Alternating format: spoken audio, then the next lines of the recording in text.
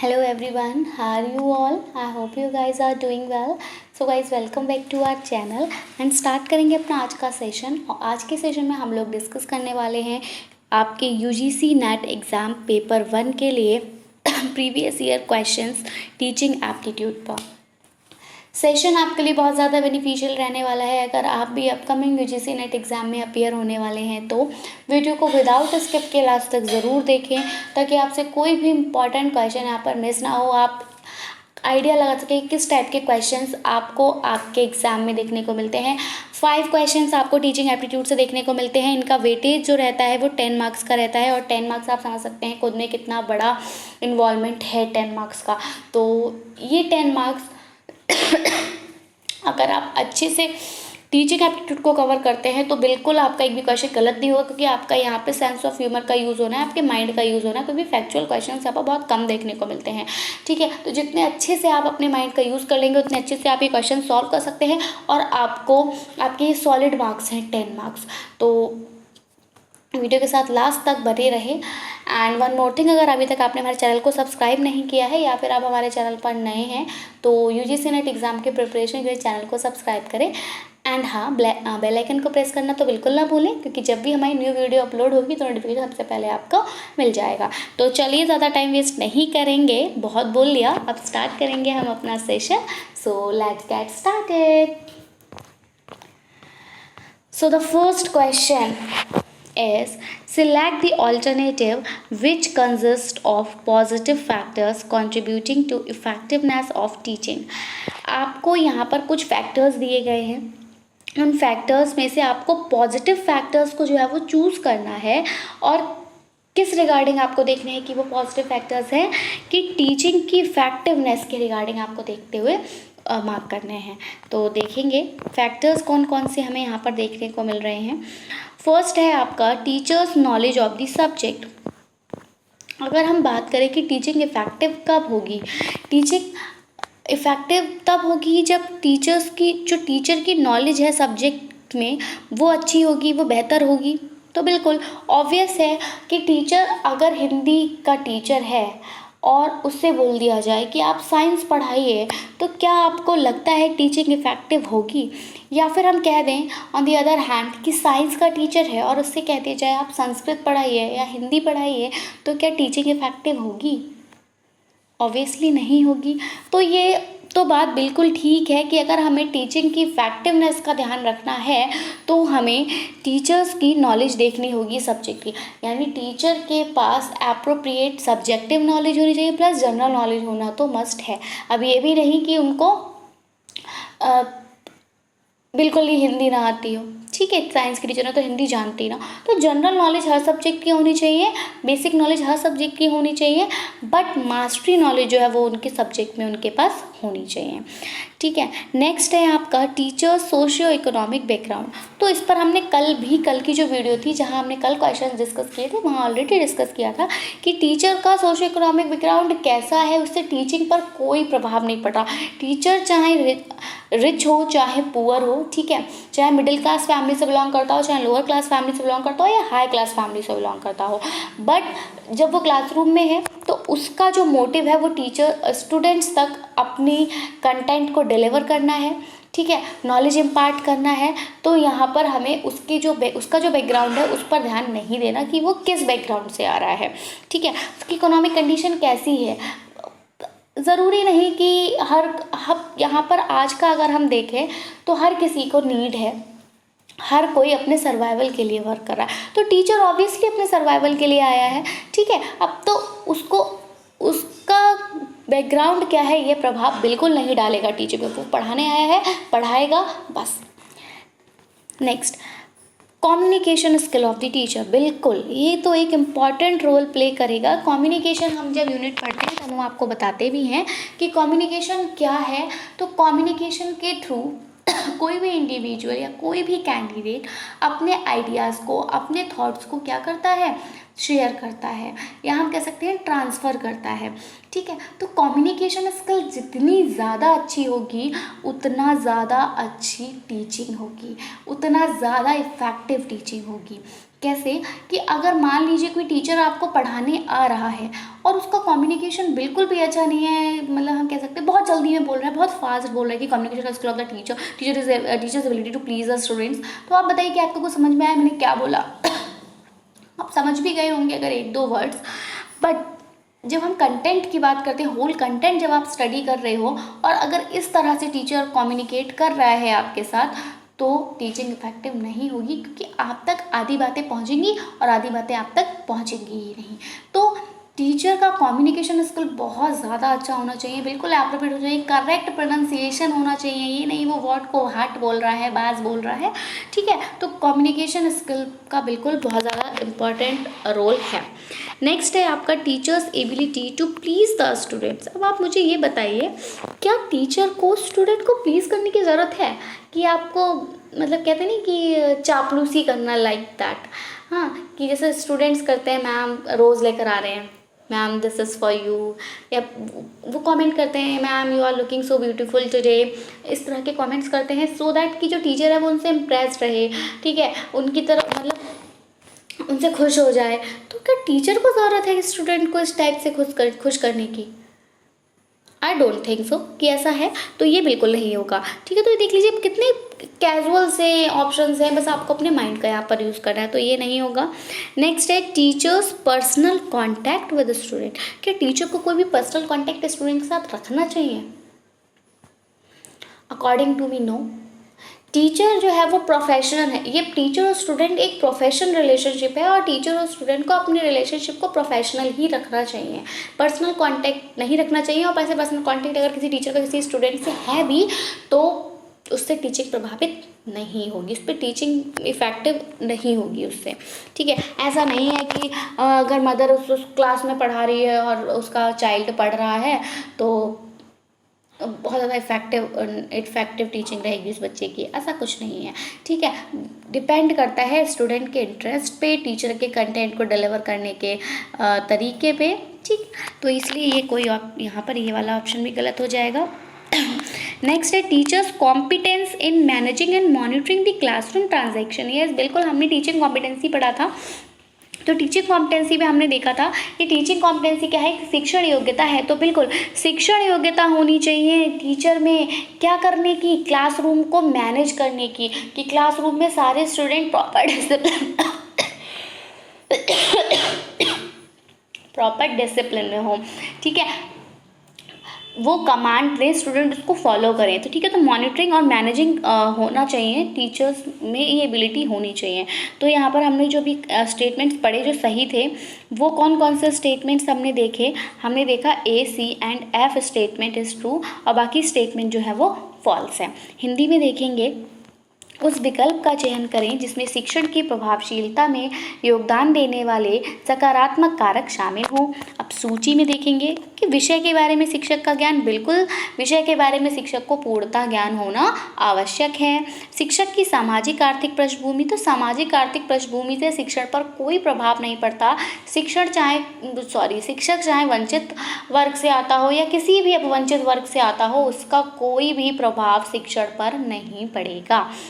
शिक्षक का संचार कौशल, बिल्कुल शिक्षक का संचार कौशल शिक्षण पर प्रभाव डालेगा। जितना बेहतर संचार कौशल होगा उतना बेहतर शिक्षण आपको देखने को मिलेगा। शिक्षक की छात्रों को खुश करने की क्षमता, छात्रों को भैया खुश नहीं करना है, उन तक बस नॉलेज इम्पार्ट करनी है, उन तक बस क्या करना है, शिक्षा का आदान प्रदान करना है ताकि वो उसको यूज़ करके अपने व्यवहार में वांछित परिवर्तन ला सकें। ठीक है, कोई भी यहाँ पर उन्हें खुश या नाराज़ करने की ज़रूरत नहीं है, खुश करने के चक्कर में तो वो फेल ही नहीं करेंगे।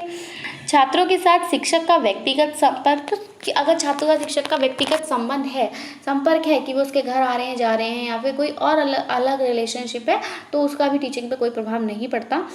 नेक्स्ट है कक्षा संचालन में प्रबंधन और निगरानी में शिक्षक की क्षमता। यस, ये इम्पॉर्टेंट है, ये होना चाहिए। तो हमारा जो करेक्ट आंसर हो जाएगा वो A, C और F हो जाएगा। Option number 4 is the correct answer for this question. I hope आपको क्वेश्चन क्लियर हुआ होगा। आगे बढ़ेंगे। The use of teaching ads is justified on the grounds of, यहाँ पर आपसे पूछा है कि आप जो टीचिंग एड्स का यूज़ करते हैं, टीचिंग एड्स हमने पढ़े थे ना, क्या होते हैं teaching aids? Audio visual aids, audio aids, visual aids, मतलब शिक्षण सहायक सामग्री जिनका इस्तेमाल हम टीचिंग को ईजी बनाने में करते हैं, टीचिंग लर्निंग प्रोसेस को ईजी बनाने में और बेहतर तरीके से समझने योग्य बनाने के लिए हम किसका यूज़ कर रहे हैं? टीचिंग एड्स का यूज़ कर रहे हैं। तो जो यूज़ है टीचिंग एड्स का वो किस सतह पर जो है वो जस्टिफाई माना जाएगा कि वो स्टूडेंट की अटेंशन को अट्रैक्ट करता है क्लासरूम में, या फिर वो इनडिसिप्लिन कम करता है, या फिर ऑप्टिमाइज करता है लर्निंग आउटकम्स ऑफ स्टूडेंट, मतलब स्टूडेंट्स से जो बच्चा सीख रहा है वो लर्निंग आउटकम्स बढ़े, या फिर इफ़ेक्टिवली इंगेज कराया जाता है बच्चों को। तो देखिए ऑप्शंस तो सारे सही हैं। अगर हम टीचिंग एड्स की बात करें तो बिल्कुल टीचिंग एड्स क्या करते हैं? स्टूडेंट की अटेंशन को अट्रैक्ट करते हैं क्लासरूम में, और इनडिसिप्लिन भी कम होता है क्योंकि सभी उन टीचिंग एड्स को ध्यान से देखते हैं, सुनते हैं जो भी कुछ बोला जा रहा होता है। लर्निंग आउटकम ऑब्वियस है कि इंक्रीज़ करेगा जब स्टूडेंट अटेंटिव होकर पूरा लेक्चर लेगा, उसका फोकस सिर्फ लेक्चर पर होगा, इधर उधर नहीं होगा, तो जितना जो भी कंटेंट उसको डिलीवर किया जा रहा है वो सारा अक्वायर करेगा। जब वो कंटेंट को अक्वायर करेगा तो अगर वहाँ से उससे क्वेश्चंस पुट अप होंगे, उन क्वेश्चंस का वो आंसर करेगा या फिर क्वेश्चन का आंसर नोटबुक पे करेगा, तो ऑब्वियस है कि उसके मार्क्स जो है वो अच्छे आएंगे। ठीक है, effective engagement of student learning task, बिल्कुल स्टूडेंट यहाँ पर एंगेज रहेंगे, सारी बातें ठीक है, लेकिन अगर हम इन चारों बातों को देखें तो इनका कंक्लूजन क्या निकल रहा है? कंक्लूजन निकल रहा है optimizing learning outcomes of student. अगर ये बाकी की तीनों चीज़ें हो रही हैं, अगर क्लास में स्टूडेंट इंगेज हो रहे हैं, एक दूसरे से बात नहीं कर रहे हैं, सिर्फ किस में इंगेज है? टीचिंग लर्निंग प्रोसेस में इंगेज है, टीचिंग एड्स की वजह से स्टूडेंट अटेंटिव हो रहे हैं, उनका पूरा फोकस सिर्फ लेक्चर पे है, जो भी लेक्चर अभी कंटेंट उनको डिलीवर किया जा रहा है, तो बिल्कुल उससे उनका लर्निंग आउटकम जो है वो ऑप्टिमाइज होगा, बढ़ेगा, उसमें गति देखने को मिलेगी। So option number C is the correct answer for this question. Hindi में देखेंगे शिक्षण सहायक सामग्री का उपयोग। तो शिक्षण सहायक सामग्री का उपयोग कक्ष में छात्रों का ध्यान आकर्षित करने के आधार पर उचित है, या कक्षा में अनुशासनहीनता की समस्याओं को कम करने के लिए है, छात्रों के सीखने के परिणामों को अनुकूलित करना, बढ़ावा देना, बढ़ाना, या सीखने के कार्यों में छात्रों की प्रभावी भागीदारी। तो करेक्ट आंसर क्या? ऑप्शन नंबर 3, छात्रों के सीखने के परिणामों को अनुकूलित करना। क्वेश्चन नंबर 3 है आपका, यहाँ पर आपको असर्शन और रीज़न वाला क्वेश्चन है। ये असर्शन में बोला है the purpose of higher education is to promote critical and creative thinking abilities among students. यहाँ पर बोला है जो हायर एजुकेशन होती है उसका जो उद्देश्य होता है वो ये होता है कि वो स्टूडेंट्स में क्रिटिकल और क्रिएटिव थिंकिंग को बढ़ावा दे सके, उसको प्रमोट कर सके। तो बिल्कुल ठीक है, यही होता है। रीज़न यहाँ पर बोला है क्योंकि ये जो एबिलिटीज़ होती हैं वो जॉब प्लेसमेंट को इंश्योर करने में हेल्प करती है, जॉब प्लेसमेंट दिलाने में हेल्प करती है। दोनों ही बातें सही तो हैं, लेकिन अगर आप ध्यान से देखोगे बात हो रही थी कि उद्देश्य जो है हायर एजुकेशन का वो ये है, तो इसको एक्सप्लेन नहीं कर रहा है ये बस एक दूसरी बात भी बता रहा है कि हायर एजुकेशन क्यों ज़रूरी है, या फिर ये एबिलिटीज़ जो क्रिटिकल और क्रिएटिव थिंकिंग वाली जो एबिलिटीज़ हैं ये हायर एजुकेशन से आ रही हैं, तो इनकी क्या इंपॉर्टेंस है ये बता रहा है। लेकिन ऐसा है, इस क्यों है ये एक्सप्लेन नहीं कर रहा, तो इसलिए हमारा यहाँ पर दोनों ही असर्शन और रीज़न दोनों ही स्टेटमेंट्स ट्रू हैं, लेकिन आर जो है वो करेक्ट एक्सप्लेनेशन नहीं कर रहा है ए का। ठीक है, सो option number 2 is the right answer for this question. Hindi में देखेंगे असर्शन ए यानी दावे में बोला गया है कि उच्च शिक्षा का उद्देश्य छात्रों के बीच आलोचनात्मक और रचनात्मक सोच क्षमताओं को बढ़ावा देना है, और कारण में बोला है कि ये क्षमताएं नौकरी की नियुक्ति सुनिश्चित करती हैं। कोड आपको हमने दिया ही था, तो यहाँ हमारा जो राइट आंसर है वो क्या है? राइट आंसर है कि ए और आर दोनों सत्य हैं, लेकिन आर ए का सही स्पष्टीकरण नहीं है या सही से स्पष्ट उसको नहीं कर रहा है। क्वेश्चन नंबर 4 है greater the handicap of the students coming to the educational institutions, greater the demand on the। यहाँ पर आपसे पूछा है कि जितने ज़्यादा हैंडीकैप स्टूडेंट किसी भी एक एजुकेशनल इंस्टीट्यूट में आएंगे उतनी ज़्यादा डिमांड किसकी बढ़ेगी, फैमिली की बढ़ेगी। क्या हैंडीकैप स्टूडेंट्स को अपनी फैमिली अपने साथ लेकर आनी है? नहीं, ठीक है। सोसाइटी की बढ़ेगी? नहीं, वो स्कूल में सोसाइटी लेके भी नहीं आएंगे। स्टेट की भी यहाँ पे कोई रिक्वायरमेंट नहीं है। तीनों ही ऑप्शंस बिल्कुल हटा देने वाले हैं। आप ऑप्शंस को एलिमिनेट किया करिए पहले। अगर आप आंसर नहीं, ईजी रहता है हमें सही आंसर तक पहुँचने के लिए कि आप पहले आंसर्स को एलिमिनेट कर दें, ठीक है, सही आंसर पे पहुँचेंगे हम जल्दी। तो वही है, फैमिली की ज़रूरत नहीं है। हैंडीकेप स्टूडेंट्स हैं बट स्कूल में आके उनको फैमिली नहीं देखेगी कि हमें फैमिली मेम्बर्स, आप अपनी फैमिली मेम्बर्स ले आइए, नो। सोसाइटी ले आइए पूरी, नो। स्टेट ले आइए, नो। करेक्ट आंसर क्या है? जितने ज़्यादा हैंडीकेप स्टूडेंट किसी भी एक एजुकेशनल इंस्टीट्यूट में होंगे उतने ज़्यादा टीचर्स की रिक्वायरमेंट वहाँ होगी, क्योंकि हैंडीकेप स्टूडेंट को ज़्यादा अटेंशन ज़रूरत होती है। तो ज़्यादा अटेंशन, प्रॉपर अटेंशन उनको देनी है, तो इस वजह से टीचर्स का जो नंबर है वो ज़्यादा होना चाहिए इंस्टीट्यूट पे। ऑप्शन नंबर सी जो है वो यहाँ पर 3 जो है करेक्ट हो जाएगा। शैक्षणिक संस्थानों में आने वाले छात्रों की विकलांगता जितनी अधिक होगी, मांग उतनी ही अधिक होगी। किसकी? तो मांग उतनी ही अधिक होगी शिक्षकों की।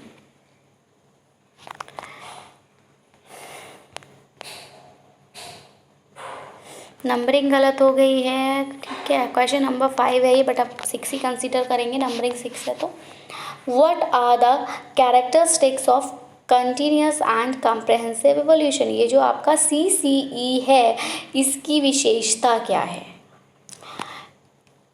It increase the workload on students by taking multiple test. बहुत सारे टेस्ट लेने से ये स्टूडेंट पर वर्कलोड बढ़ाता है, या फिर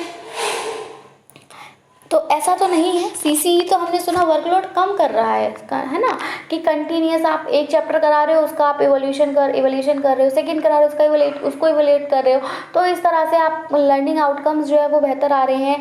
आप देख रहे हैं कि स्टूडेंट लैग कहाँ कर रहा है, नेक्स्ट में वहाँ पर उसको उस चीज़ पर ज़्यादा ध्यान दे रहे हैं और रिजल्ट जो है वो बेहतर आ रहा है। तो इस तरह से हम तो कह रहे हैं कि CCE जो है वर्कलोड कम कर रहा है, वर्कलोड बढ़ा नहीं रहा है।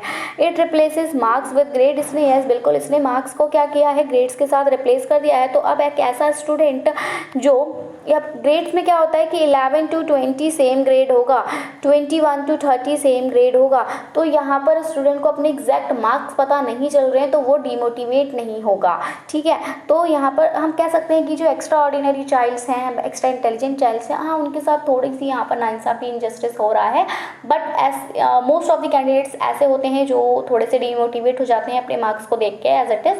तो यहाँ उनके लिए थोड़ा सा डाउट रहेगा, या फिर आप कह सकते हैं कि एकदम से क्लियर नहीं होगा। क्लियर होगा बिल्कुल, परसेंटेज से आप पता लगा सकते हो आपका टोटल कितना आया है, बट एग्जैक्ट जो है वो आपको ऑन द स्पॉट जो है वो क्लियर नहीं होगा कि आपके मार्क्स कितने हैं। तो यहाँ पर इन्होंने मार्क्स को क्या किया है, ग्रेड्स के साथ रिप्लेस कर दिया है। इससे बहुत ज़्यादा हेल्प रही है, ग्रेड्स, मार्क्स को ग्रेड्स में कन्वर्ट करने में बहुत ज़्यादा हेल्प रहा है टीचर्स के लिए भी, एडमिनिस्ट्रेशन के लिए भी, सभी के लिए। तो यार स्टेटमेंट सही है।